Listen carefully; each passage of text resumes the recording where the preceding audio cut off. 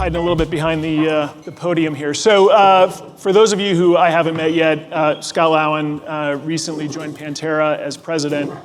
My background is sort of 30 years in traditional global capital markets. And so I'm really excited for the conversation today to talk about how we see crypto moving into capital markets and taking a much bigger share of mind and share of wallet.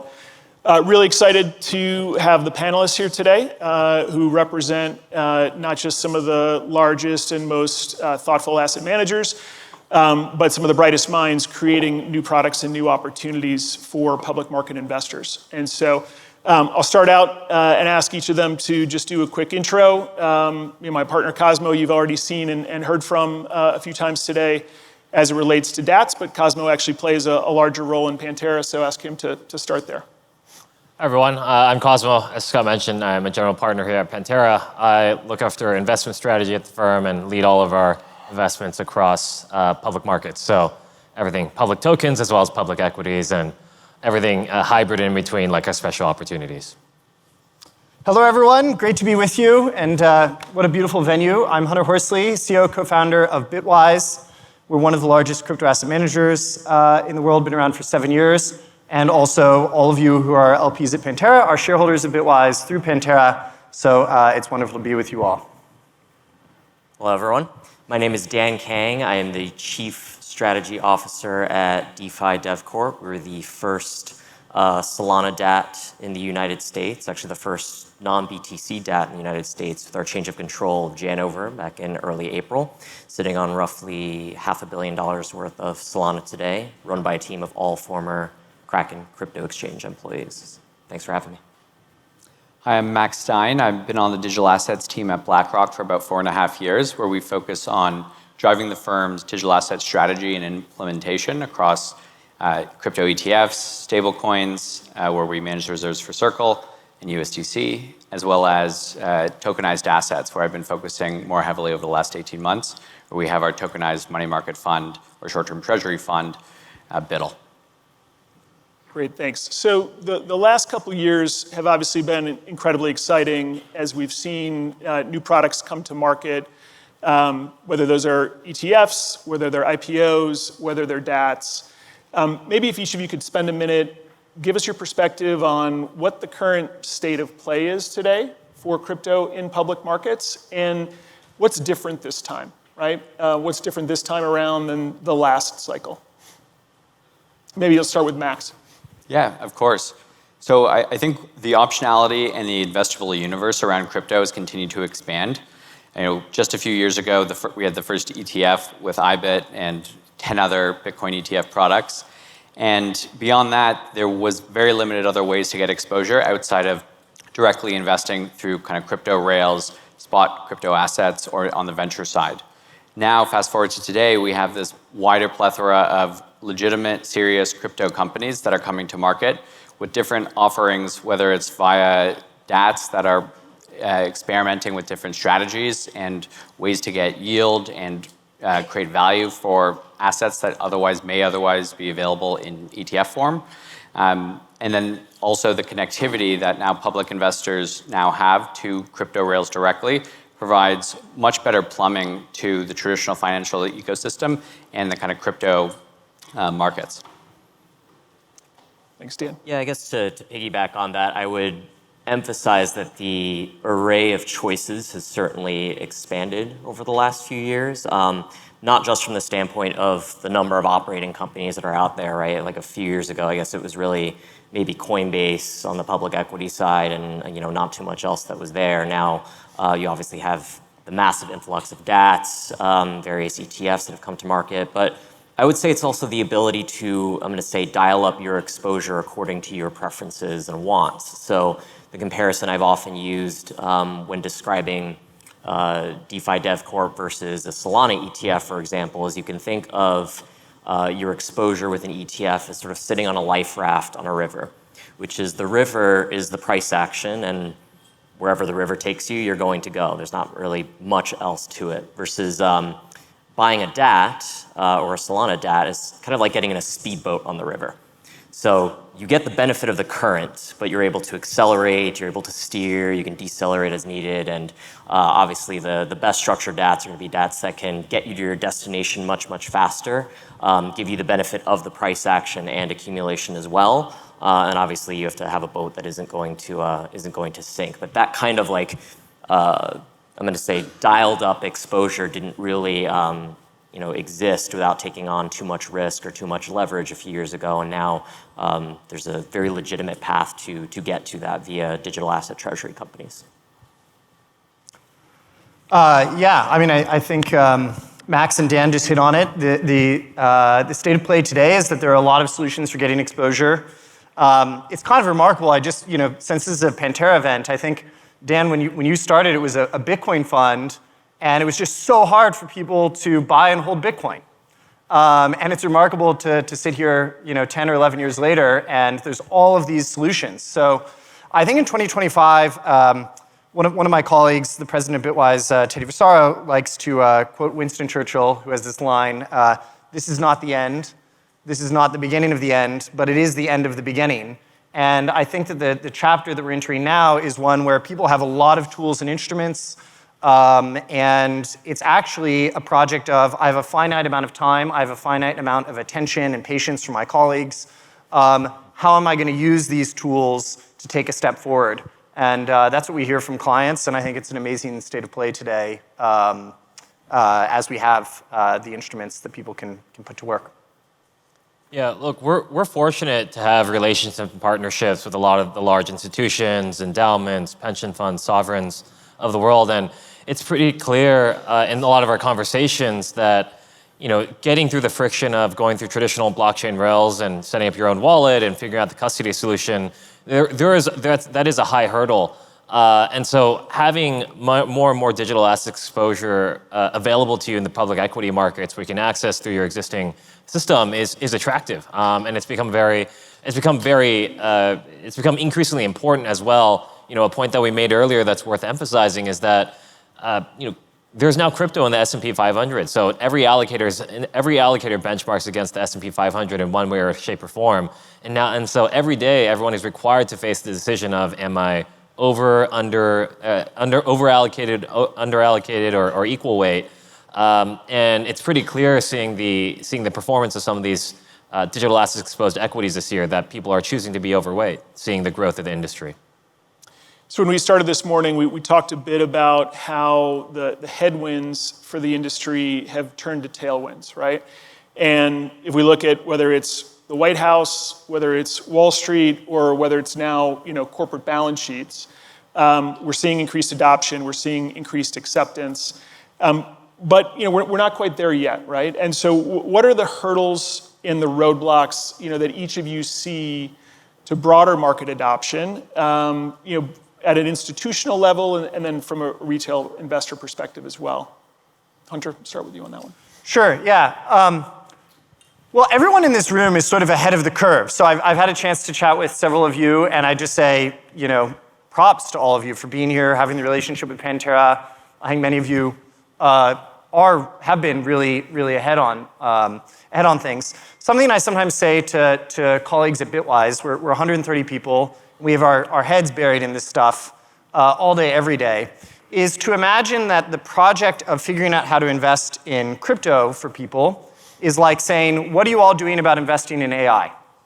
It's this big, unwieldy, I think most people today would say, yeah, there's opportunity there. I see that there's opportunity. I'd like to participate in it, but gosh, the surface area of how to do that intelligently is complex, and I'm booked all day, and we have plans on the weekend, so I'm not really sure how to do it. So, it used to be that in crypto, the barriers were, for those in this room who remember, in 2018, it was a question of qualified custody. People were waiting for qualified custody, and then for many years, regulatory uncertainty. I think that those things have fallen away. There are a lot of vehicles.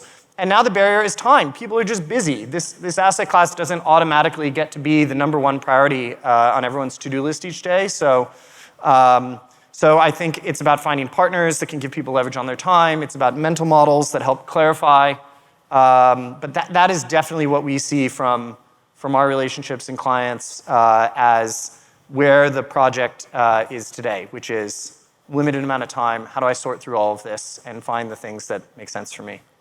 Max, BlackRock manages more assets than anyone else on the planet, and you're charged with growing the percentage of those that are focused in and around crypto. What do you see as kind of the key roadblocks, and where's BlackRock focused? Yeah, I mean, just echoing what Hunter was saying, the momentum is clearly there. Time will show continued progress. I think it's been great to see these various bills get passed, some getting closer.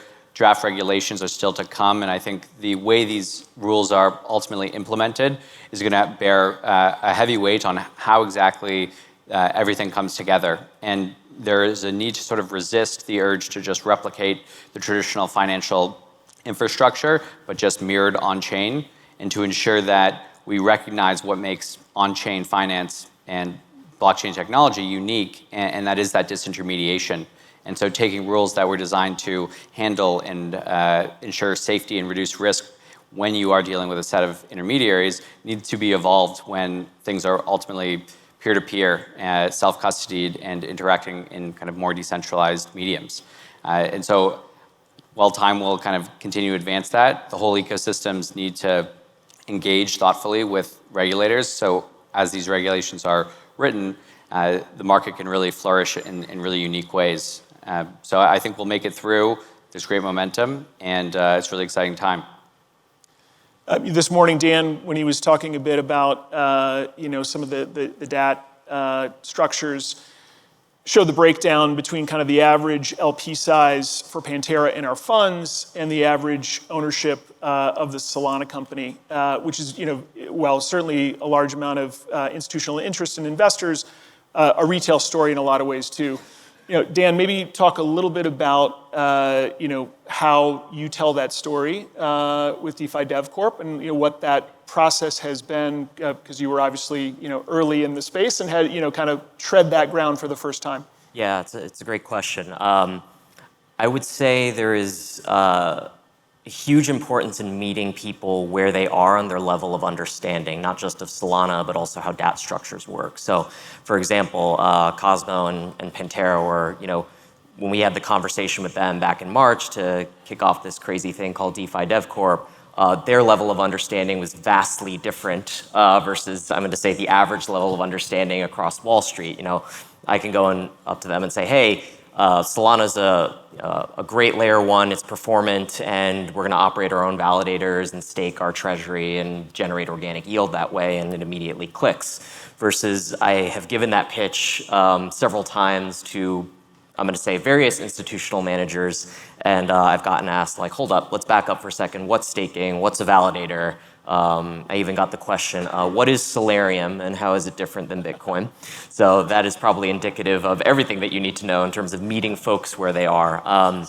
And actually, to quote Cosmo, who was on a podcast recently that I listened to, I think dialing it back to very brilliant, simple basics can actually go a very long way towards institutional understanding. So they don't have to know all the nuances necessarily on day one of how the, I'm going to say, blockchain itself works, but they do need to know that Solana is fast.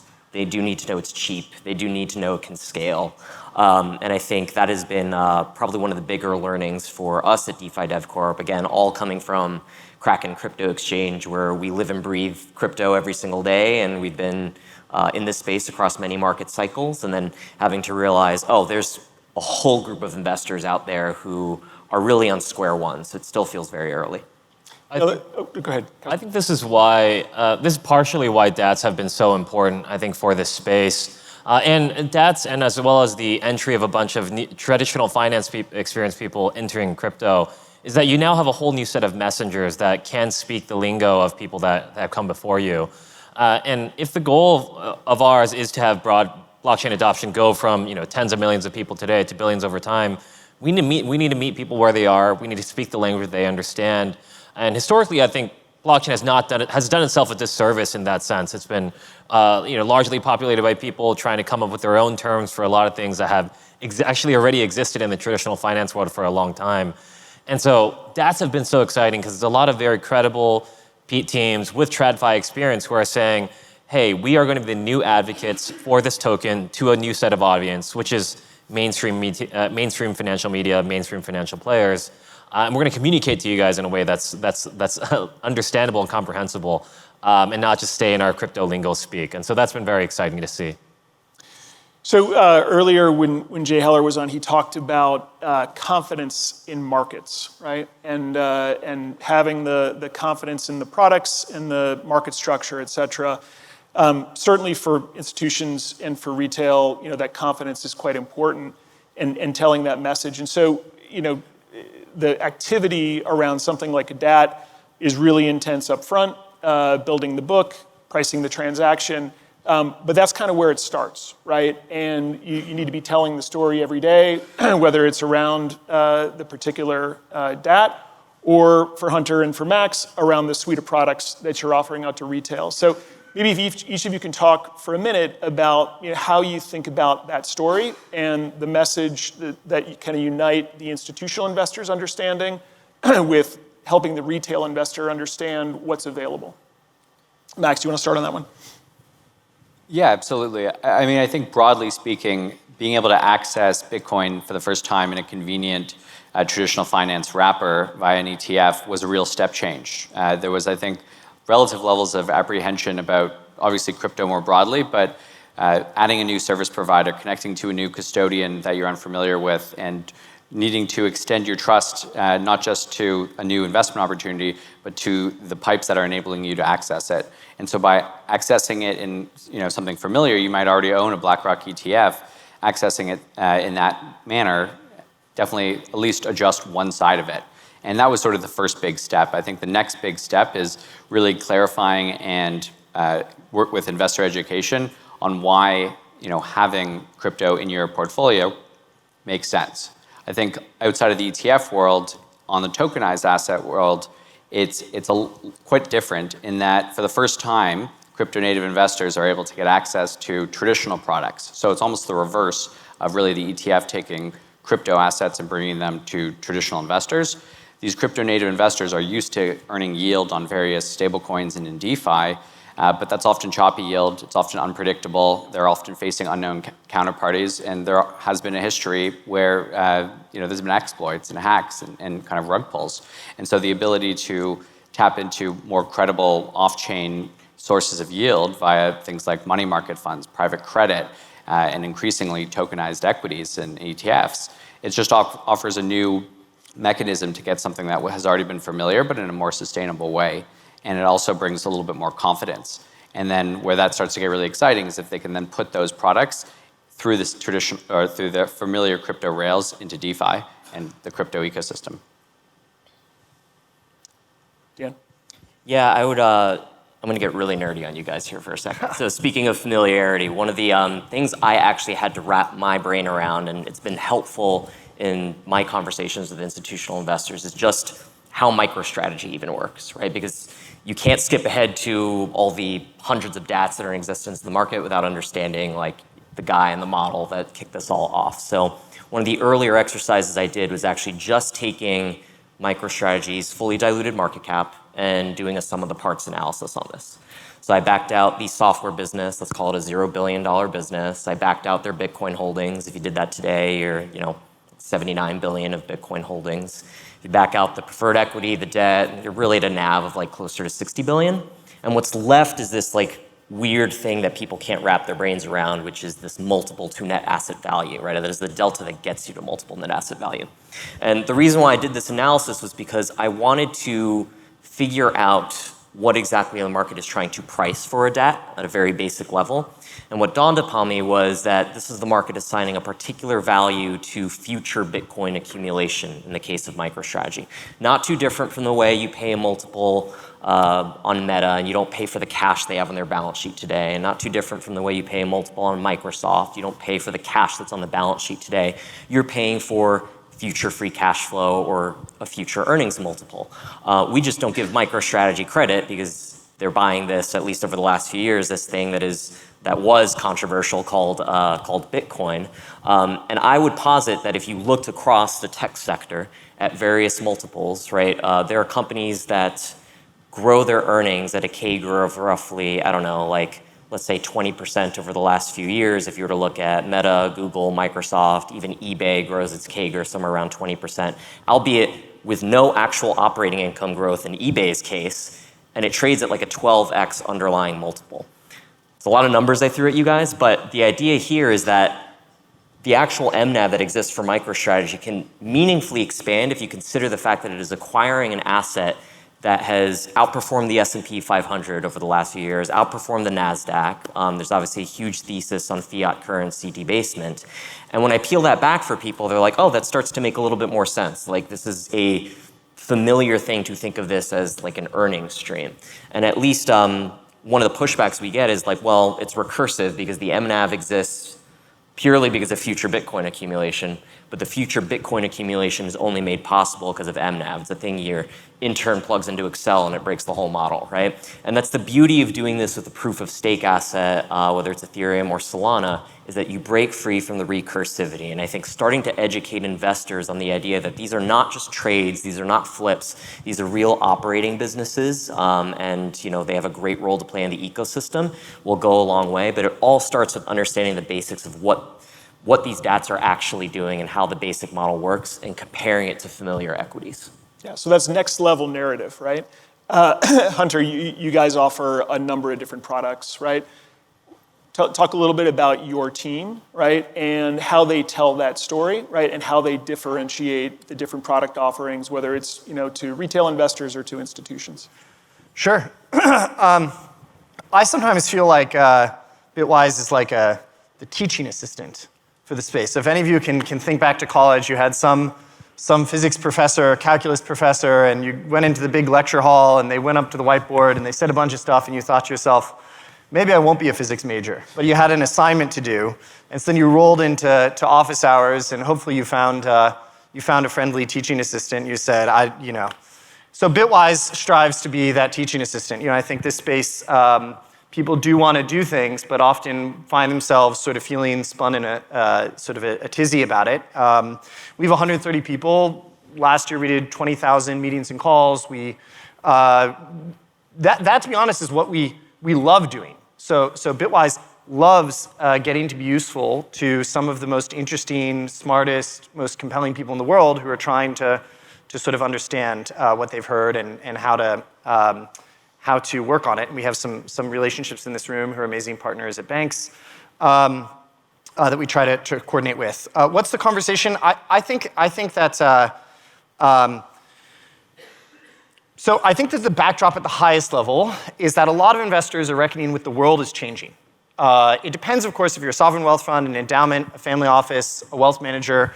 There's different conversations for each of them. But I think the shared principle is it used to be stocks and bonds, and you figured out it was a 60-40, 70-30. And now you have alternatives, which have grown to 50% of institutional portfolios, 10% of private wealth portfolios. And there's a question about private credit and private equity and dialing that. Then you have the open question of what's AI going to do all of this, financial policy, monetary policy, geopolitical. So there's just a lot moving.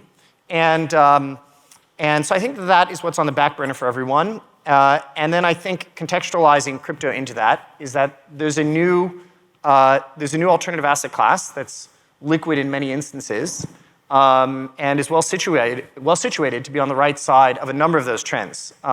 I won't go through all of that because that would take a minute, but I think it ultimately has to connect into what is the bigger puzzle that any investor is thinking through, and then where does crypto connect into that? But that's different for every investor. So we try to just be helpful in wherever they're at the current moment, and we do a ton of work there and love doing the work. Great. Cosmo, you spend a lot of your time creating content, participating on podcasts, et cetera, to educate people about the opportunities in the space. How is that different than what you did in your TradFi life? And what's better or more exciting about this chapter? I promise I also spend time investing for our LPs who are out there listening. But it's so different because it's funny. When I first entered this space full time, it was with the thesis that everything is going to eventually follow the laws of gravity. everything has to have fundamentals and in order for it to persist long term and grow in value. And believe me, that was sort of a shocking, rebellious notion at the time. And now today we have, at the time I would talk about revenue and cash flow, and a lot of people would look at me with empty stares across the table. Fast forward a few years, and now everyone is talking about, wow, we actually need to have real fundamentals. There's this focus to back to basics of building businesses. But that whole conversation of do fundamentals even matter is not something that typically comes across in TradFi, but it has been a conversation that crypto has come to terms with and really embraced over the last few years. I think that's part of why this public market spotlight has been so helpful for digital assets because, as they say, sunshine's the best disinfectant, and the public markets shine a very bright light on protocols as they become liquid, on equity companies as they become public, for them to become much more mature, much more grown up, and just more clear on what their fundamental value proposition as a business. And so that's been really exciting to see, and we're seeing that evolution. I think as the arc of time progresses, we'll see more and more real businesses get built. The number one question we get from institutions and endowments is, as you would expect, A, where are the use cases, where are the fundamental use cases, and B, where are the where are the fundamental use cases, and B, like why blockchain? And I think hopefully today you guys have seen all these panels of us presenting all these really great companies now that are doing all these exciting things that showcase why blockchain is actually producing real fundamental usage. And I think there's a panel coming up right after this on that. You guys shouldn't miss it. And so that's been really exciting to see. And we're starting to see these two worlds merge of what I used to do, which is public equities, where it didn't take a lot of education to get people to where they are, and crypto today, where it takes a little more education, but people are starting to converge. So when I started my career, I remember being told that new products are sold, not bought in financial services. And so we're at the early stages of developing a new product set and then figuring out how distribution happens efficiently, right, across the spectrum. And so, Max, give us a little bit of a read on kind of where you think the distribution network is today for crypto-related assets, and what's the path forward here to get the folks who are ultimately talking to customers, as facile and educated as we think they all, should be. Yeah, I think it depends on which audience we're talking about, right? There's the bringing the crypto products to traditional finance, which is a highly intermediated distribution channel, right, across wirehouses, brokers, institutional allocators, hedge funds, pensions, and depending on where they're at, there's a great deal of work that either they do on their own when it's really on a self-directed basis, which early on, that was one of the main drivers of demand for these ETF products, right? Self-directed brokerages.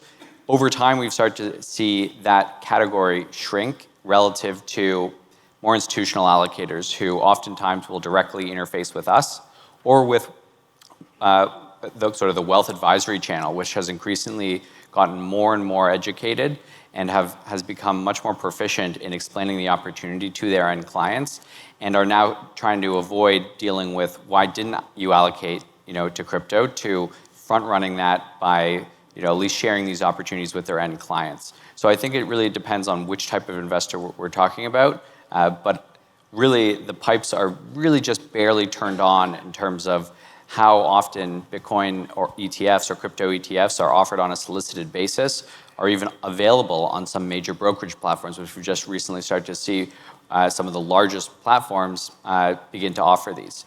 And so it's amazing to see the momentum we've already achieved while we really haven't even turned the full pipes on. So really, really exciting to see what happens as more and more people get educated and more people start to have access through various different intermediaries.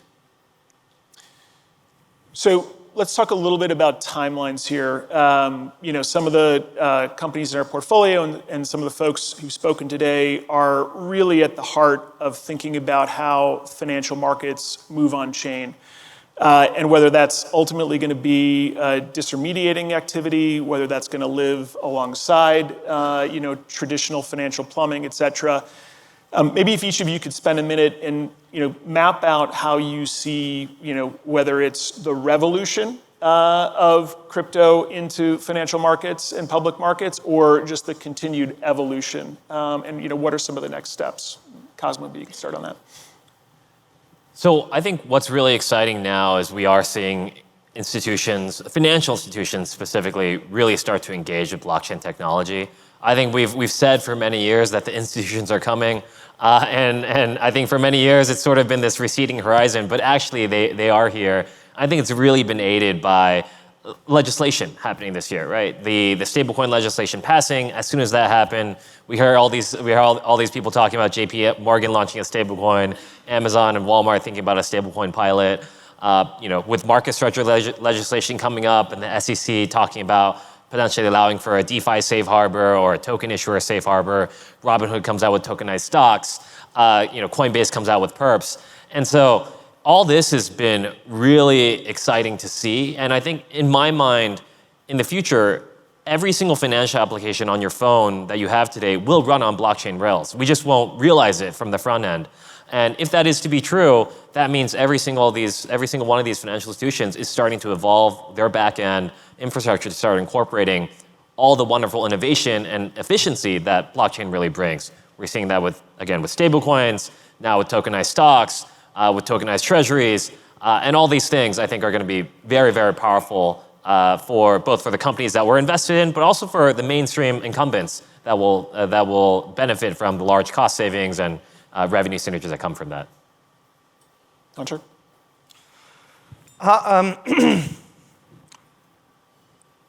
The nature, there are different ways of looking at this space, but at least one of them is that it's a new technology platform. And the theme of new technology platforms is you don't know what's going to happen. So in the 1980s, there was this interview that I saw with Steve Jobs. Somebody said, why do people need a mini mainframe in their home?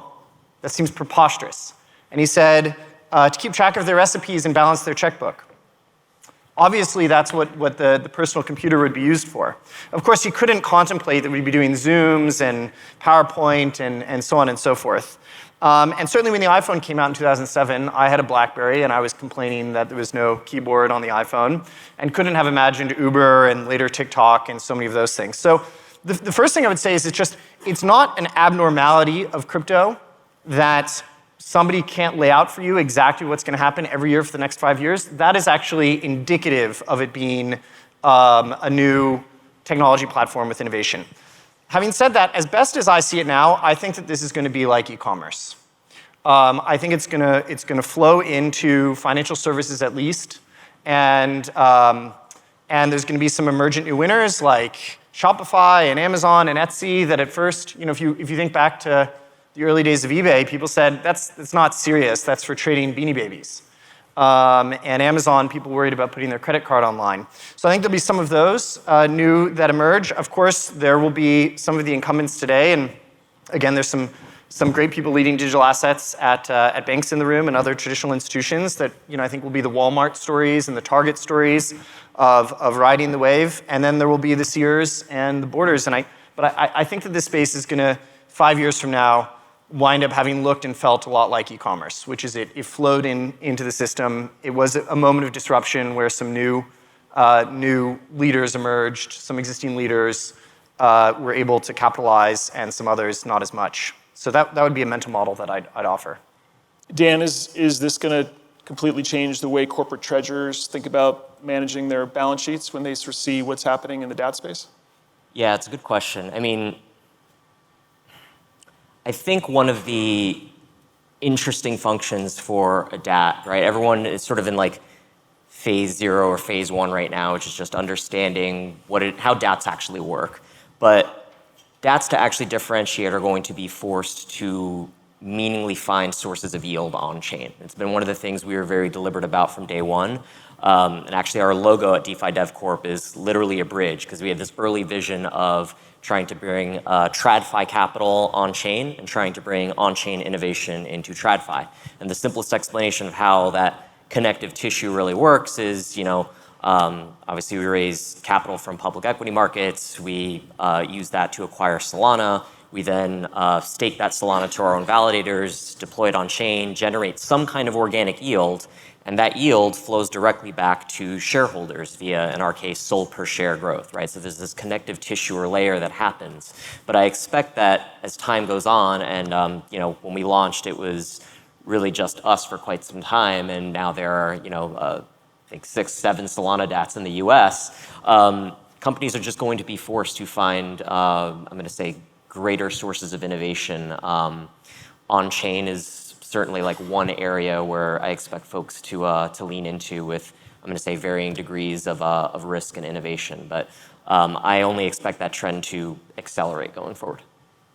So one of the questions that I've gotten from a number of investors is everyone's excited, obviously, about what we're seeing in terms of new product development in the marketplace, and the opportunity set looks bright. But what happens in the next election when potentially we have a new administration? Does the crypto genie get put back in the bottle? Are we in an environment now where there's no going back? Max, maybe let's talk a little bit about how you guys think about that. So I would say the most important thing to bringing public opinion to the right side of crypto legislation and opportunities is by making the universe of crypto holders as wide as possible.